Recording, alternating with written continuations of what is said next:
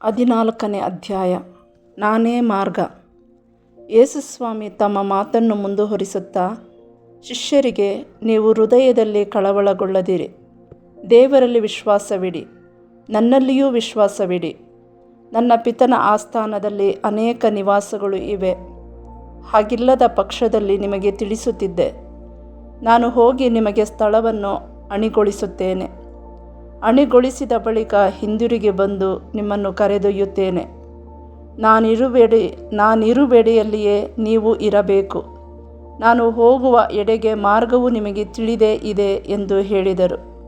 ಆಗ ತೋಮನು, ಪ್ರಭುವೇ, ನೀವು ಎಲ್ಲಿಗೆ ಹೋಗುತ್ತೀರೆಂದು ನಮಗೆ ತಿಳಿಯದು ಅಂದ ಮೇಲೆ ಅಲ್ಲಿಗೆ ಹೋಗುವ ಮಾರ್ಗವು ಹೇಗೆ ತಿಳಿದೀತು ಎಂದು ಕೇಳಿದನು. ಅದಕ್ಕೆ ಯೇಸು, ಮಾರ್ಗವೂ ಸತ್ಯವೂ ಜೀವವೂ ನಾನೇ.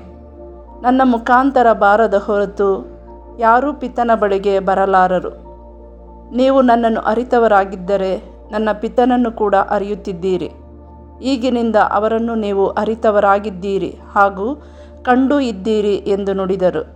ಆಗ ಫಿಲಿಪ್ಪನು, ಪ್ರಭು, ನಮಗೆ ಪಿತನನ್ನು ತೋರಿಸಿ, ಅಷ್ಟೇ ಸಾಕು ಎಂದನು.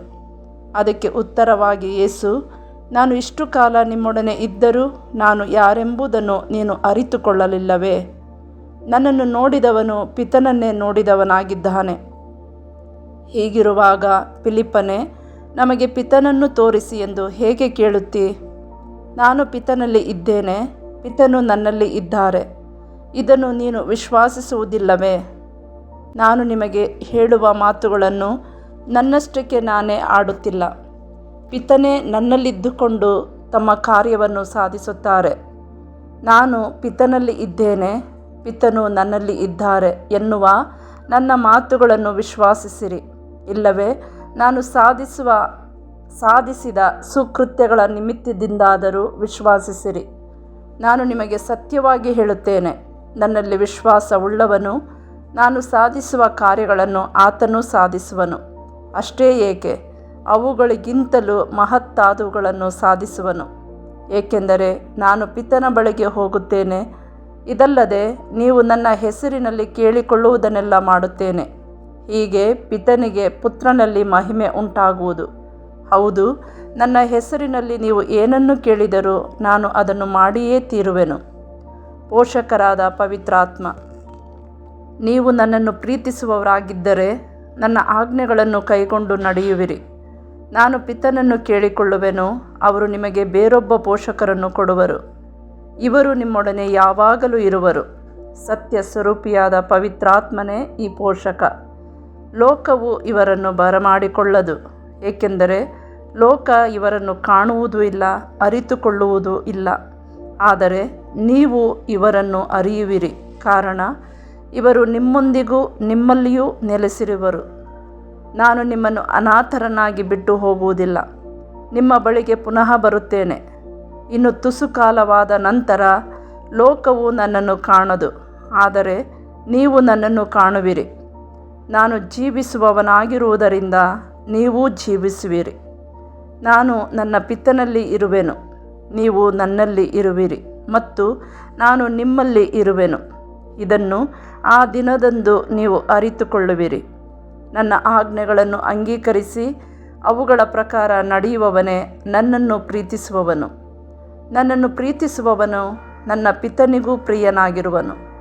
ನಾನು ಅವನನ್ನು ಪ್ರೀತಿಸಿ ನನ್ನನ್ನೇ ಅವನಿಗೆ ಸಾಕ್ಷಾತ್ಕರಿಸಿಕೊಡುವೆನು.